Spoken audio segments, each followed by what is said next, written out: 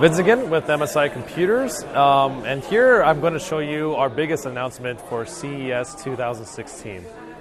This is the MSI Vortex. This is I would say our first ever gaming tower PC that we've ever designed and built. And as you can already tell, there are a few key things we're focusing on in terms of the design here for the Vortex. One being a very minimalistic design, two being a high power output, and three being the cooling design as well. So let's talk about the design first. So we did want to make a gaming PC that could fit almost anywhere in your household, but still retain a very high-end experience and high performance in a system this size. So what we did was we outfitted this with dual 980 desktop graphics cards. So there's two of them in here. There's also a desktop CPU that's actual socket CPU in here. So you can actually upgrade it if you choose to in the future. So you can change it out. There are 4 SODIMM slots for memory, DDR4 memory support, as well as 2 M.2 NVMe slots as well. So you have plenty of storage, memory, as well as CPU and GPU performance in here, all within this small system. And with this much power in a form factor space, it's definitely going to generate a lot of heat. So I mentioned we focused a lot on the cooling design. And we're calling this design our 360 Silent Storm system, cooling system.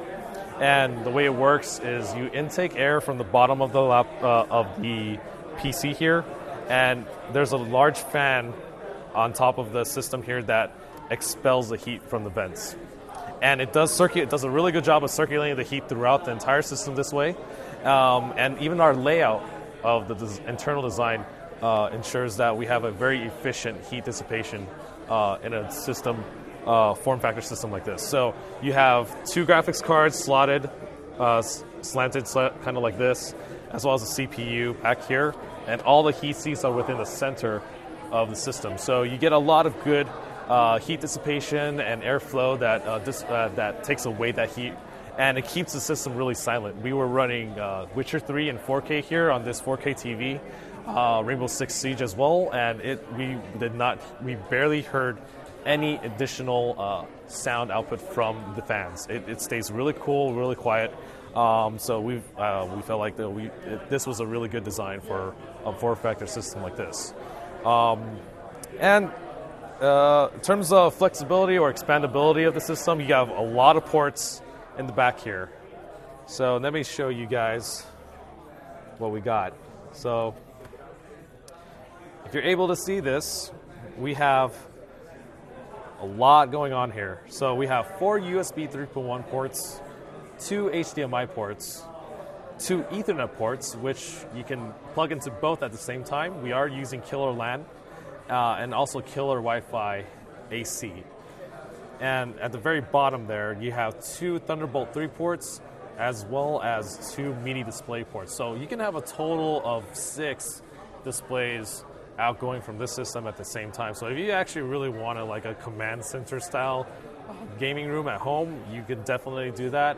And like I mentioned, you can do 4K support. It's 4K ready, and VR as well. If you're planning to start into the VR scene, VR gaming, this system definitely has more than enough power to run VR optimally and really smoothly as well.